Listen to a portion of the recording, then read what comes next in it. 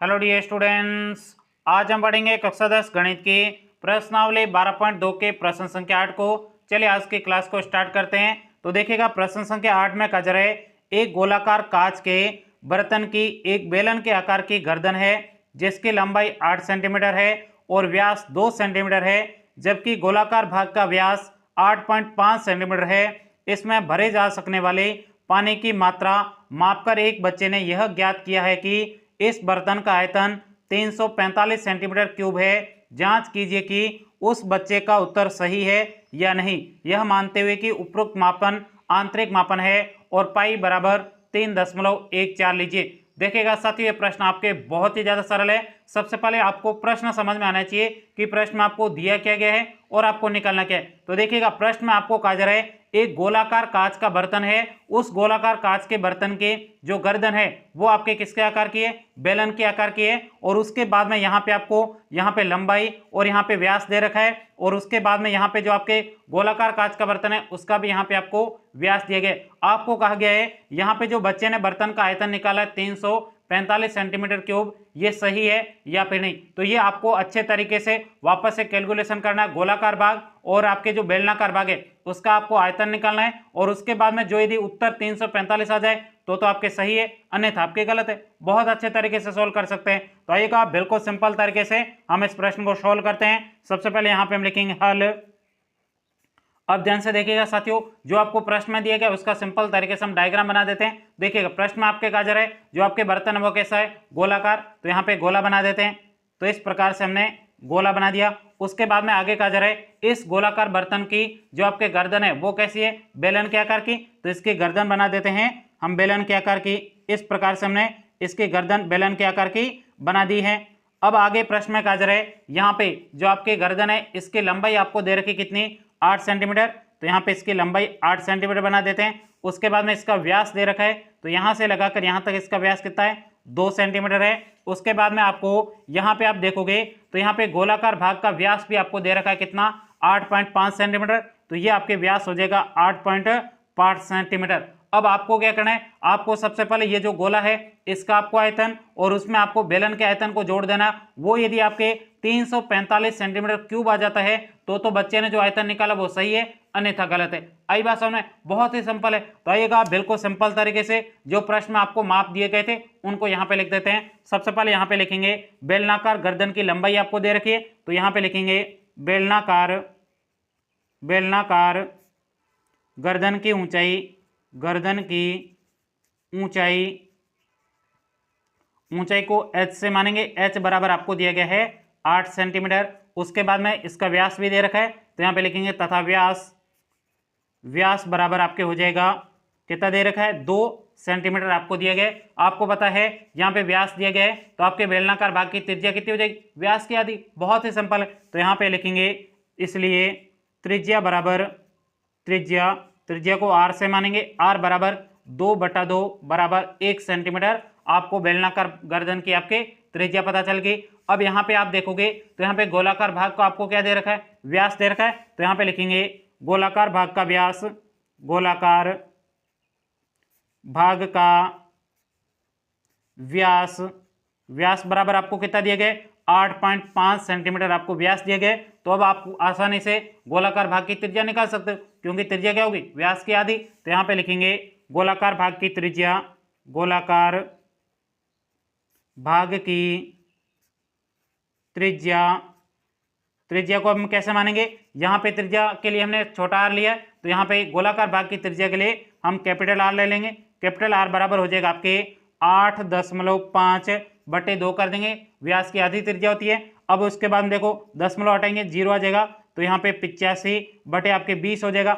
अब यहाँ पे दोनों में 5 का भाग जा रहा है, 5 का भाग 85 में कितने बार जाएगा, 17 बार जाएगा। और 20 में 5 का भाग आपके कितने बार जाएगा, 5 चौक 20 हो जाएगा। तो यहाँ पे 17/4 ये आपके सेंटीमीटर क्या आ जाएगा, गोलाकार भाग की त्रिज्या हमें प्राप्त हो चुकी है। अब सिंपल तरीके से हमें क्या करना है, सबसे पहले क्या करना है, गोलाकार भाग का आयतन निकालना है और उसमें आपको बेलन के आयतन को जोड़ देना है, और आपके उत्तर 345 सेंटीमीटर क्यूब आता है या फिर नहीं, ये आपको चेक करना है। तो एक आप बिल्कुल सिंपल तरीके से हम ये चेक कर लेते हैं। सबसे पहले यहाँ पे लिखेंगे अब बर्तन का आयतन।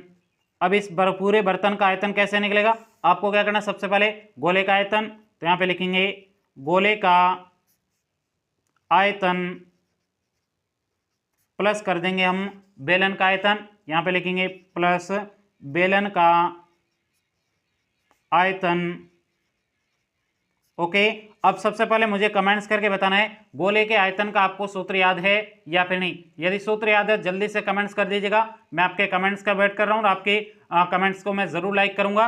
और जितना आप लिखोगे उतना ही ज्यादा आपको सूत्र याद होगा और परीक्षा तक आप बिल्कुल भी नहीं भूलने वाले हो। यदि गोले का सूत्र याद नहीं है तो मैं आपको बता दूं, गोले का सूत्र होता है 4/3 पाई आर की घात 3 और बेलन के आयतन का सूत्र होगा पाई आर स्क्वायर एच। दोनों ही सूत्र आपको कमेंट्स करके जरूर बताना है, मैं आपके कमेंट्स का वेट कर रहा हूं। अब देखिए गोले के आयतन का सूत्र हो जाएगा आपके 4/3 पाई आर की घात 3, उसके बाद में बेलन के आयतन का सूत्र है पाई आर स्क्वायर एच हो जाएगा।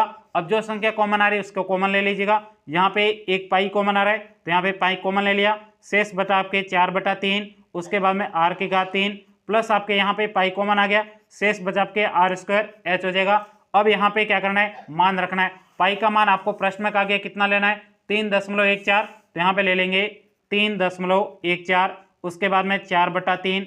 अब यहाँ पे आर स्क्वायर है तो यहाँ पे देखो गोले के लिए हमने कौन सा आर लिया था, कैपिटल आर लिया था, तो यहाँ पे आप सूत्र में कैपिटल आर भी ले सकते हो, ठीक है। अब यहाँ पे कैपिटल आर, तो यहाँ पे देखो कैपिटल आर कितना है, गोले की त्रिज्या आपके 17/4 है, यहाँ पे आर क्यूब है तो यहाँ पे आपको 3 बार लिख देना है, तो यहाँ पे लिखेंगे 17/4 गुणा 17/4 गुणा आपके 17/4 हो जाएगा। आई बात समझ में। उसके बाद प्लस, अब ये आर स्क्वायर है, आर स्क्वायर किसकी त्रिज्या है, ये आपके बेलनाकार भाग की त्रिज्या है। बेलनाकार भाग की त्रिज्या कितनी, 1 सेंटीमीटर, तो यहाँ पे आर स्क्वायर है 2 बार लिखेंगे, 1 गुणा 1 हो जाएगा, प्लस आपके ऊंचाई, ये ऊंचाई कौन सी है, ये ऊंचाई आपके बेलनाकार गर्दन की ऊंचाई है, कितनी 8 सेंटीमीटर, तो यहाँ पे लिख देंगे 8 सेंटीमीटर। अब इसको आगे सोल्व करना है, 3.14। अब यहाँ पे जो संख्या कट रही है उसको काट दो, यहाँ पे देखो ये 4 और ये 4 कट जाएगा, शेष आपके ऊपर क्या बचा है, 17 का गुणा 17 से करोगे यानी 17 का वर्ग कितना होता है 289, उसके बाद वापस 17 से गुणा कर दोगे तो आपके 17 का घन प्राप्त हो जाएगा। 17 का घन आपको याद होगा, याद मुझे तो याद है, याद नहीं है तो आपको क्या करना है, तीनों का गुणा कर देना है। तीनों का गुणा करने पर आपके आ जाएगा 4913, 4913 प्राप्त हो जाएगा। अब यहाँ पे 3 का गुणा 4 से करेंगे 12, 12 का गुणा 4 से करेंगे 12 चौक 48 हो जाएगा, तो यहाँ पे बटे में 48 हो जाएगा। उसके बाद में प्लस 8 का गुणा 1 से 8, 8 का गुणा वापस 1 से, तो ये आपके 8 आ जाएगा, तो ये कोष्टक बंद। अब इसको आगे सोल्व करते हैं, 3.14 हो जाएगा। अब यहाँ पे आपको क्या करना है, 48 का भाग देना है 4913 में, जल्दी से भाग दे दीजिएगा, भाग देना तो आपको आता ही होगा। भाग देने पर आपके यहाँ पे आ जाएगा 102.35, आगे संख्या आ रही है लेकिन आपको 2 पॉइंट के बाद 2 अंक तक ही आपको भाग देना है। उसके बाद प्लस आपके यहाँ पे क्या है, 8 शेष बचा है। फिर आगे सोल्व करते हैं, 3.14, उसके बाद में क्या करेंगे, इसमें जोड़ देंगे तो 102 में 8 जोड़ेंगे तो ये आपके हो जाएगा 110.35 आ जाएगा। अब यहाँ पे 110.35 का गुणा करना है आपको 3.14 से, जल्दी से गुणा कर दीजिएगा।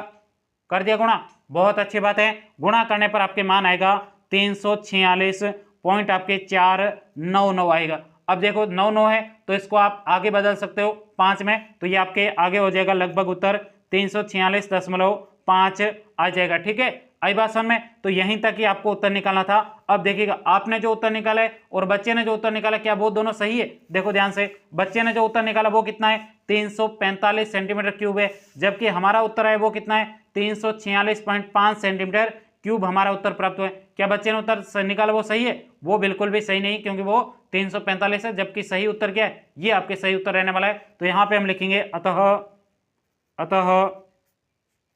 बच्चे का उत्तर 345 सेंटीमीटर क्यूब है, जो गलत है और सही उत्तर